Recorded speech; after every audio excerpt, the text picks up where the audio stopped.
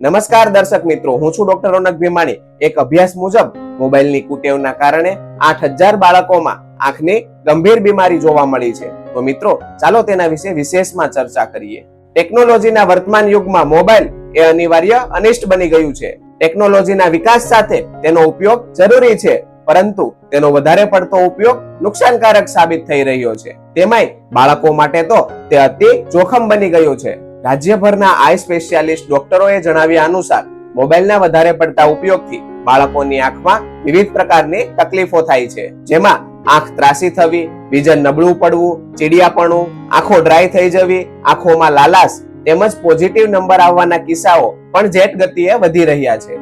મિત્રો, તજજ્ઞોએ આપેલા આંકડા અનુસાર આંખો ત્રાસી થઈ જવાના કિસ્સા રાજ્યમાં 21% જોવા મળ્યા છે, જ્યારે વિઝન નબળું પડવાના 25% થી વધારે કેસ આવતા હોય છે. મિત્રો, હાલના સમયમાં બાળક રડે કે બાળક જીદ કરે તો તેના માતા પિતાઓ મોબાઈલ આપીને તરત જ બાળકને શાંત કરી દેતા હોય છે, અને બાળક પણ સમય પસાર થતા તેનો આદી થઈ જતો હોય છે, અને આખરે બાળક કોઈ પણ આંખોની સમસ્યામાં સપડાઈ જતું હોય છે. મોબાઈલ ફોનના ઉપયોગ સમયે બાળકો કે કોઈ પણ વ્યક્તિ તેને એક ટસે જોતો હોય છે અને આંખોના પલકારા પણ મારતો નથી. પરિણામે તેની આંખો પર વધારે પડતો સ્ટ્રેસ આવે છે, જેના કારણે શરૂઆતમાં માથાના દુખાવાની સાથે આંખો ડ્રાય થવાની સમસ્યા સર્જાઈ શકે છે.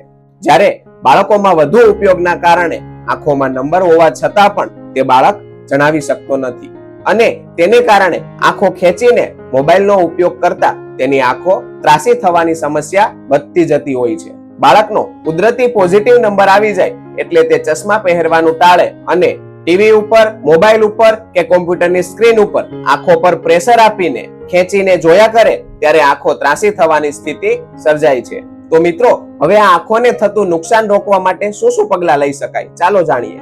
20-20-20 નિયમો અનુસરો. એટલે કે દર 20 મિનિટે 20 સેકન્ડ માટે 20 ફૂટ દૂર જુઓ અને આંખને આરામ આપો. સ્ક્રીન સમય મર્યાદિત રાખો.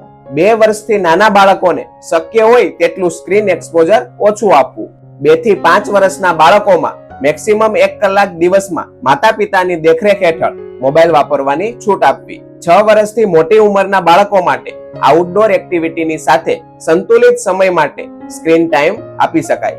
દરરોજ ઓછામાં ઓછી 2 કલાક આઉટડોર એક્ટિવિટી માટે આપવી, જે બાળકોમાં માયોપિયા ઘટાડવા માટે ખાસ જરૂરી છે. એન્ટી ગ્લેર સ્ક્રીન અને બ્લુ લાઇટ ફિલ્ટરનો ઉપયોગ કરવો, અને મોબાઈલ કે ટેબ્લેટને ઓછામાં ઓછું 18 થી 24 ઇંચ દૂર રાખીને જ ઉપયોગ કરવો. ધન્યવાદ મિત્રો. જો અમારો આ વિડીયો તમને પસંદ આવ્યો હોય તો વધુમાં વધુ લોકોને શેર કરો, તેમજ અમારા આ વિડીયોને લાઈક અને અમારી ચેનલને સબસ્ક્રાઇબ કરો.